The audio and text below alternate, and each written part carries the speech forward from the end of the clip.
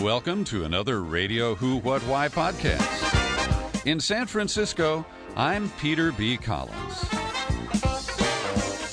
One of the disruptive tech companies is based here in San Francisco. Twitter allows people to send short messages, to troll and be trolled, to attack and counterattack.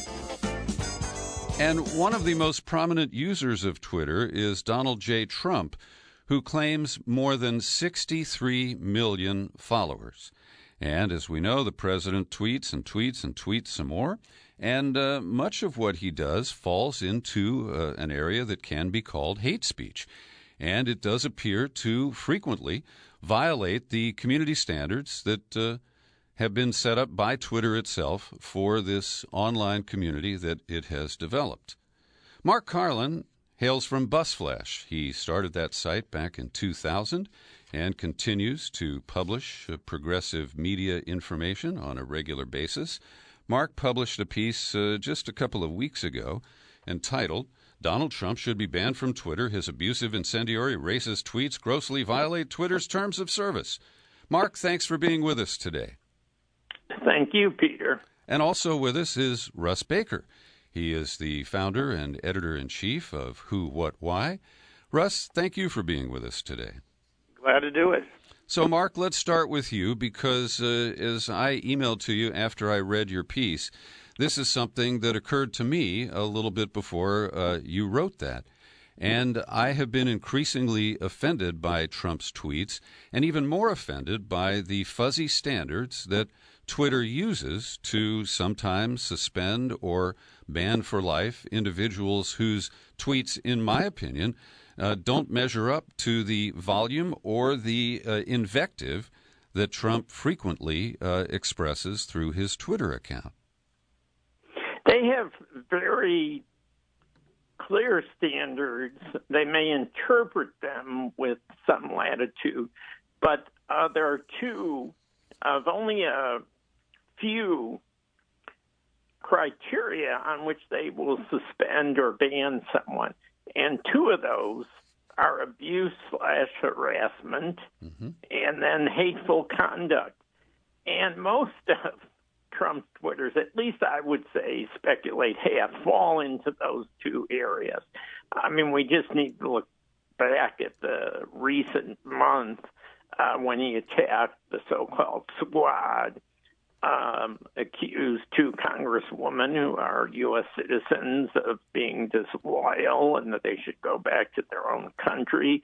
He called a black area of Baltimore that's represented by Elijah Cummings, who is investigating the Trump organization family, rat-infested in vermin. And I think this could be interpreted as meaning he was not just talking about the area, but about the people who live there. That is to say, I feel it was a racist tweet. But Twitter says very explicitly under abuse and harassment, this is short, you may not engage in the targeted harassment of someone or incite other people to do so. Right. Now, clearly, this is a major strategic objective of Trump on Twitter. He engages in the targeted harassment of people, and he incites other people to do so, as he does at his rallies also. Then the second standard, hateful conduct, is also very short. It may not promote violence against, threaten, or harass other people on the basis of race, ethnicity, national origin, sexual orientation, gender identity, religious affiliation, age, disability, or serious disease. And there's no question that both of these criteria are lines that the President of the United States constantly crosses. And yet, Twitter, as you said, Peter, will suspend or ban people for far less. In fact, in early 2017, they banned two people who were trolling Trump, and they just banned them outright for trolling Trump. And yet they say that they won't suspend Trump because of his newsworthiness, quote unquote, that he has a special exception. This was in the Independent paper because in 2017, Trump, on another plane, this is an international political plane, had said that the leaders of North Korea would soon be gone. And in response, and he tweeted this, the North Korean government said that it was going to start shooting down U.S. planes that were near the airspace of North Korea. And the Independent called Twitter or emailed Twitter and asked them why they don't take that inciting tweet down. And they said because they have to consider many factors, and one of them is newsworthiness, and that the President of the United States falls into that category of what they, quote unquote, call the public interest. Mm-hmm. And yet, in the same response to the Independent, they say they consider a number of factors when assessing whether tweets violate our rules, but they hold all accounts to the same rules. Well, apparently they don't hold the President of the United States to that account. And in fact, one of the factors that initiated my writing this commentary on BuzzFlash was that the mooch, Scaramucci, who has turned from a Trump toady to a Trump critic, had fat-shamed Trump on Twitter. He said he was overweight and he was fat. Mm-hmm. And Twitter suspended the Mooch's account for 12 hours. They didn't ban him. But fat-shaming was enough to merit a suspension. Now, Trump has gone into the world of racial incitement, of misogyny, of xenophobia, of anti-immigration, of vitriolic attacks on people he perceives as political enemies, and they could be celebrities. Rosie O'Donnell, he's gone way beyond the pale of fat-shaming with many of these people who criticize him. Mm-hmm. And yet, Twitter will do nothing. Now, the president of Twitter has met with Trump because Trump, ironically, has concerns, and he has said this, and I think most people who follow his words know that he claims that social media, including Facebook and Twitter, are biased against conservatives.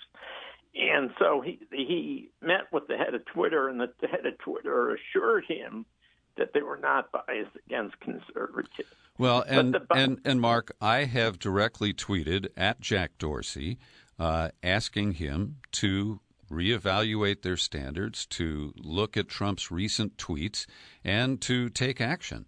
And Russ Baker, how do you view this situation? And do you find the standards that Twitter says it uses to be evenly enforced?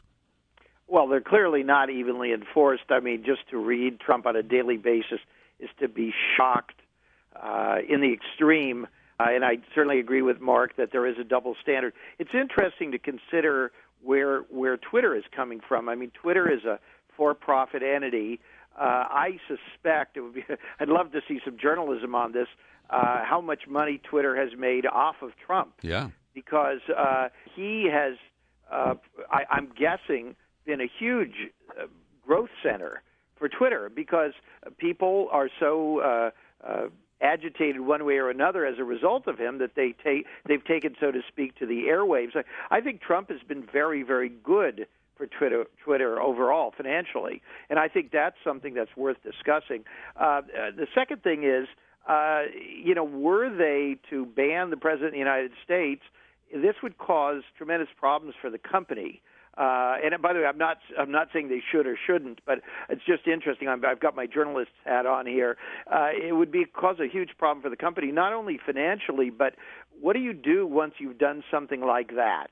It would make the company even more of a lightning rod than it is already, and they would be under pressure to justify doing that. So it's a very tricky situation. I'm guessing that, assuming we all agree with Mark's point that this language is absolutely hateful, that it involves fat shaming and racial and ethnic slurs and all kinds of verboten things.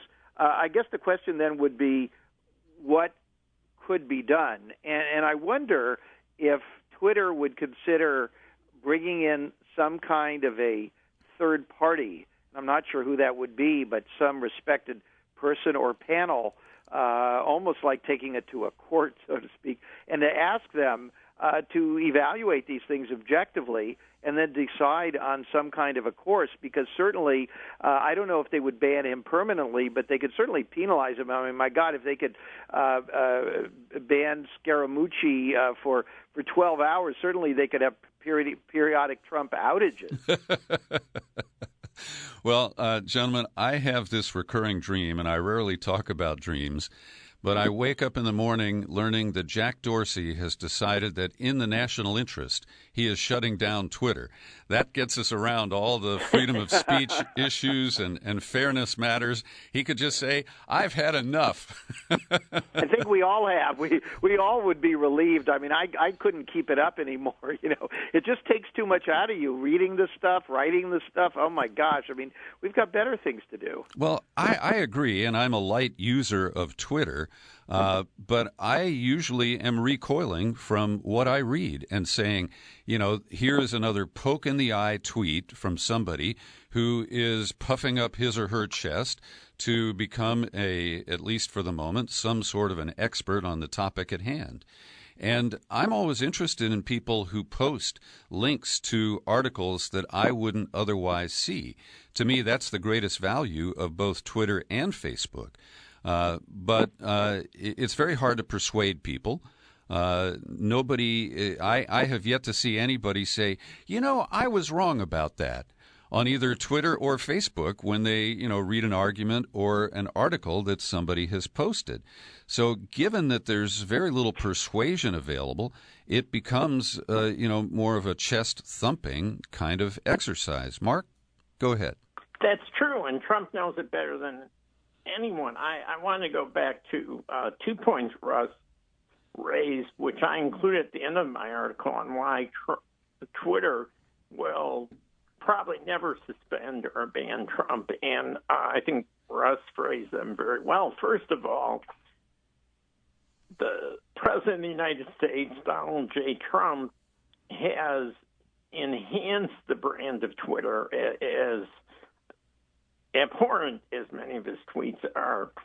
Nonetheless, every time he tweets, which is generally many, many times a day and often early in the morning, the press, the mainstream corporate press, feels it's their obligation to amplify those tweets and report on them, no matter how virulent they are, how inciting they are, or how inane they are. They consider every tweet as having news value. Now, when they refer to the tweet, they're referring to Twitter.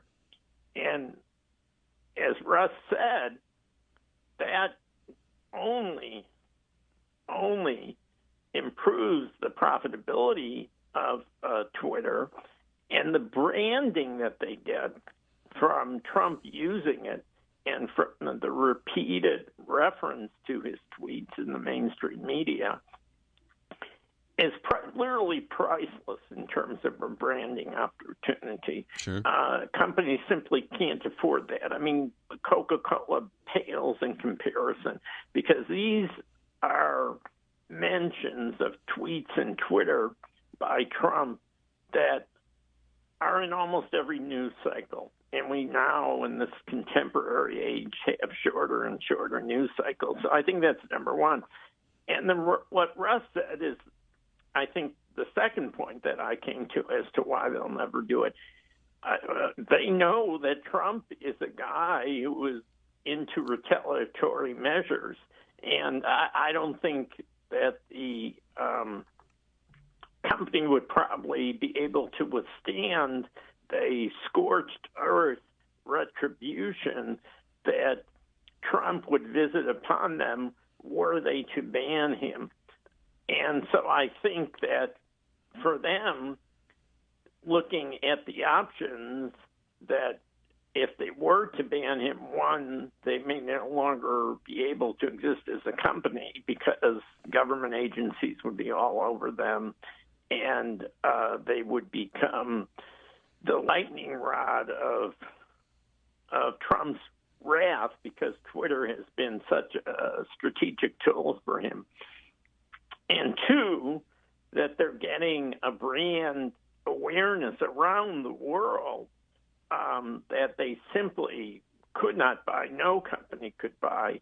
I think those two factors are enough that they're going to simply go along with the excuse that there is a newsworthiness in the President of the United States tweeting, and we know from two recent court decisions where Trump has argued that his lawyers have argued, in fact, the Department of Justice, we're paying for this, right, as taxpayers, that they have argued on Trump's behalf that he has the right to ban people. And the courts, a federal appellate court, last week upheld a federal circuit court decision that Trump does not, because he is in an official capacity, have the right to ban individuals.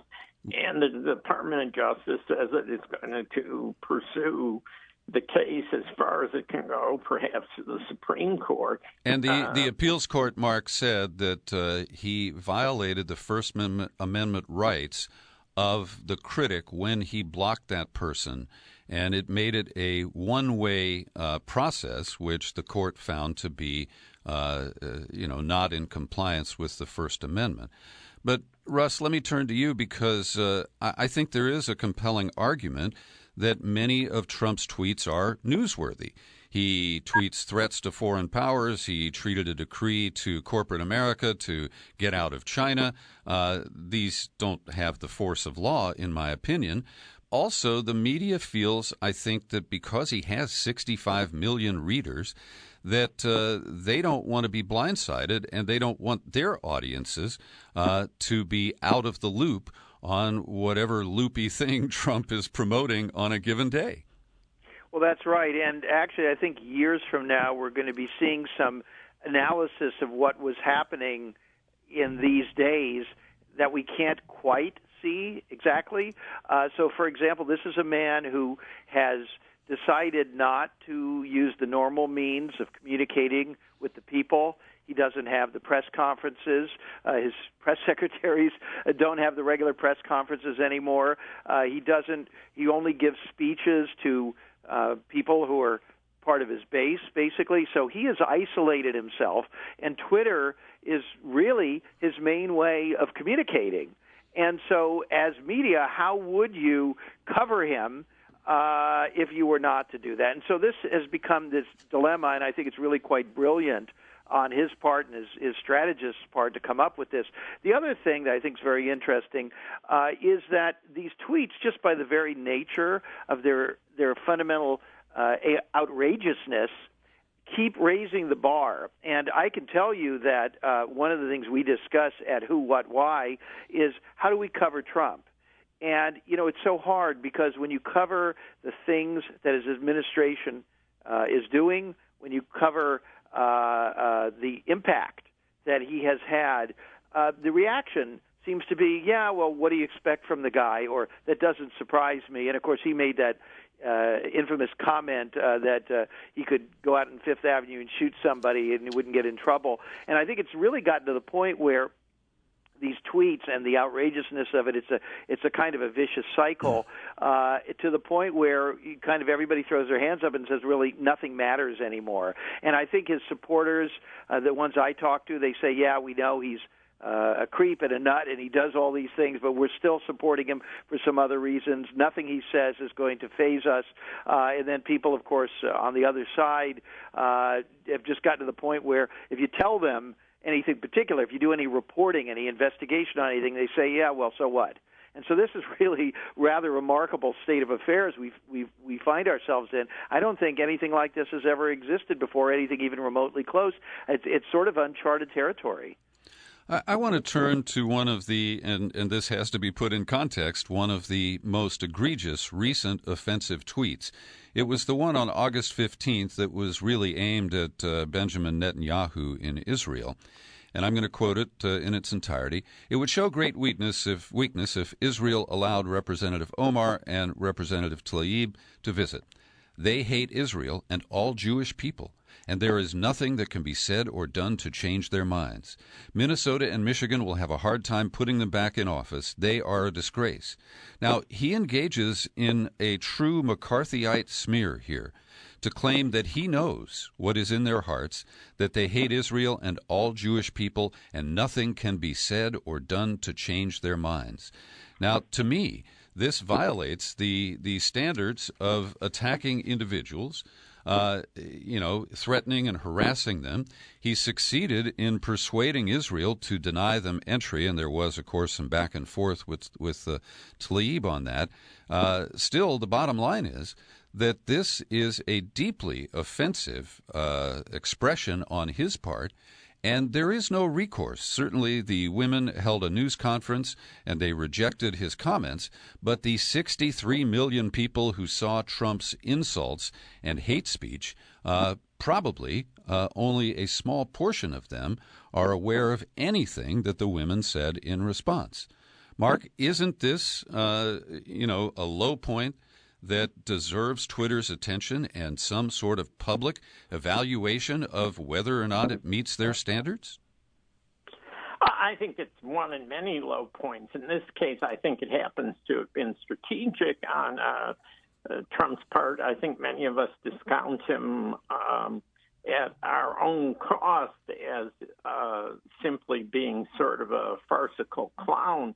But he has an intuitive sense of what he wants to accomplish. In that case, what he was doing was, one, creating a fissure in the Democratic Party, and two, this kind of was a setup for last week when he attacked Jewish Democrats in the United States and said they were being disloyal, and what he meant was they were being disloyal to Israel.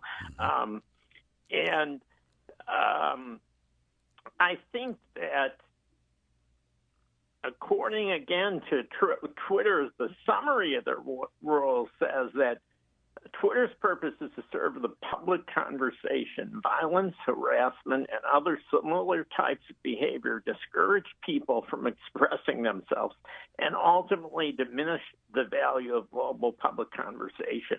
And certainly, Peter, the tweet you mentioned violates those terms of service. And this is done repeatedly. I had mentioned, and we could, if we go back 2 years, we would have piles and piles of these tweets. But the attack on Elijah Cummings, who was a very mild-mannered guy, was so vicious and so vitriolic. And I think at its core racist. As I mentioned earlier, I think when he was talking with such derision when he was tweeting about the vermin-infested Baltimore, he's talking about the people who live there. In my mind, it's what the New York Times likes to euphemistically call racially tinged rhetoric. And I think Twitter is making a big mistake because one cannot simply say that the standards don't apply to the President of the United States. If anything, they should be more stringent for the President of the United States, who is supposed to be leading the country in a positive manner toward unity. And yet Twitter has abandoned all pretense of reining Trump in at all. And I think that's a great cost to the country. And Russ Baker, even if we pull back from the ugly comments, isn't it a matter that Twitter could further burnish its brand by enforcing its standards, even up to and including the President of the United States? Oh, absolutely. And that's why I was trying to make a real suggestion, which was they could certainly punish him every time he violated the standards. I think it would be tough to do an absolute ban of Trump, but they could probably have their cake and eat it too by announcing that certain things that they've created this independent arbitration, and that certain things. So, for example, the statement about those two congresswomen was in fact defamatory because, as Mark said, he can't know what they thought. And so he can't say that. Well, Russ, Elon Musk has been instructed by the Securities and Exchange Commission. This is the founder of Tesla and the Boring Company and the other interests that he has. He has been told that he has to vet his tweets that could cause any movement in Tesla stock before he actually pushes send. So do we need adult supervision for Trump before he takes to Twitter? Well, it's interesting that we have those rules and regulations for the fundamental mechanisms of capitalism, if you consider that to be Wall Street, but we don't have it for the way in which someone like Trump can also affect the markets and everything else, which he's doing as well. I mean, that would be another point, would be to ask them about the comments that he makes and how they affect shares, because they do. And by the way, of course, the other thing he does, which I think is absolutely brilliant, is he deliberately throws these things out right when we ought to be paying attention to something like the economy. Yeah. And the media eats it up and turns in that direction. So, yeah, I think there ought to be a lot more pressure on Twitter to acknowledge the power and the impact and the role that it plays, and that it ought to start moving in the direction, at least step by step, to hold them accountable. Absolutely. And finally, gentlemen, I'd like you to address a development reported by the New York Times on August 25th. Inside the White House is a man I'd never heard of before, 47-year-old Arthur Schwartz, and he seems to be leading up an ad hoc team of people who are seeking retribution via Twitter. And when a comment is posted that is critical of the president or his appointees, they are now pushing back. One first target has been an editor at the politics desk at the New York Times, called to account for a tweet that he posted while he was in college that was allegedly anti-Semitic and racist. And then someone who had been critical of the new press secretary at the White House, Stephanie Grisham, reporting facts about her past, including 3 arrests for driving under the influence. That person was the target of counter tweets, again related to comments that were made over 10 years ago. And so we see a new type of Twitter warfare developing here. And aside from the mudslinging, it could be a moment that causes people to reevaluate Twitter and what standards are appropriate. Mark, what's your reaction to this new development? I think it's Roger Stone-style dirty tricks, and I think it's deplorable. But I think we've learned that the President of the United States, Donald Trump, learned very well from Reichholm that you attack, you deny, and then you attack. And he never apologizes. He has said as much, and that his main defense is attacking. And I think that this is more of the same. He has no scruples. He's shown that. He has incited people who are on the edge, as it is, of white supremacy into shooting massacres. as we saw in El Paso and Gilroy, California, and elsewhere in Pittsburgh, the synagogue. Indeed. And there's simply no stopping him. So I think what Mr. Schwartz is doing is probably known, I can only speculate, to Donald Trump because it's completely consistent with this ruthlessness. Russ, what's your comment?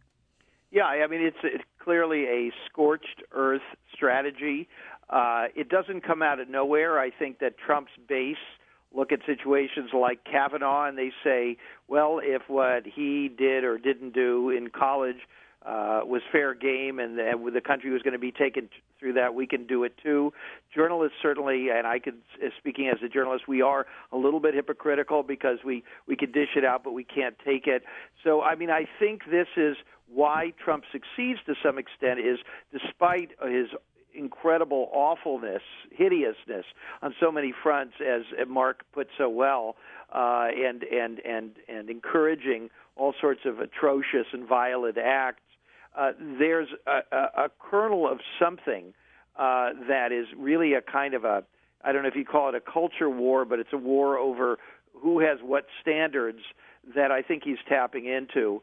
And, you know, maybe out of all of this will come some better conversation about the standards that we all need to adhere to. I'm not trying to create any false equivalency here, but I do think that's probably the way ahead, is to accept some kind of standards that everybody's got to accept.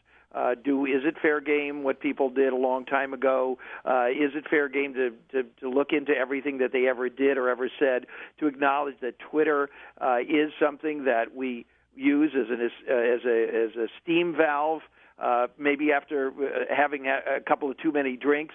We've got to have a candid conversation about all of this, because if we don't, it's just going to get worse and worse, and it is the way that we live today. Twitter is the way we live. And Russ, you've just suggested a whole new category of crime, TUI, tweeting under the influence. Well, gentlemen, I want to thank you for a great conversation today, and I want to address our listeners and say, if you feel moved by these arguments that Twitter should be enforcing its fuzzy and inconsistent standards of speech, then please tweet about this, retweet it, tweet at Jack Dorsey, and let's see if we can penetrate there.